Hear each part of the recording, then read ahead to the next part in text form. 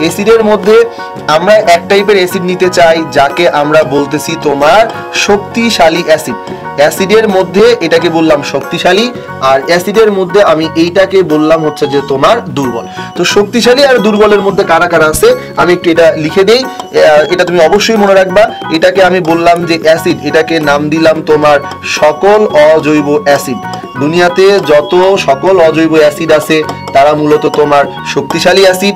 Example দিব কার কার, এটাকে বললাম HCl, তারপরে বললাম যে তোমার নাইট্রিক অ্যাসিড ভাইয়া, এরপরে বললাম সালফিউরিক অ্যাসিড, এরপরে বললাম হচ্ছে যে তোমার ফসফরিক অ্যাসিড, এরপরে বললাম ফসফরিক অ্যাসিড। তো এটার নাম হচ্ছে যে তোমার ফসফিরিক অ্যাসিড এটসেট্রা।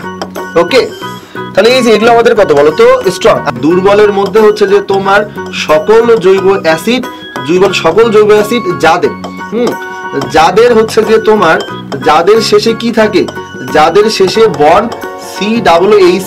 এমন এক্সাম্পল কি, এই যে HCOOH নাম কি জানো, নাম হচ্ছে মিথানোইক। যদিও বা আমরা এগুলোকে পরে ইন ডিটেইলস আলোচনা করব, নাম হচ্ছে মিথানোইক। এখানে কি দেখতে পাচ্ছ পরেরটা, এটাকে বললাম ইথানোইক। তাহলে এইটাকে আমরা লিখতেছি, এটা হচ্ছে ইথানোইক, এটাকে বললাম ইথানোইক। বাস এরকম যাদের মধ্যে এই COOH থাকবে তারাই মূলত তোমার দুর্বল।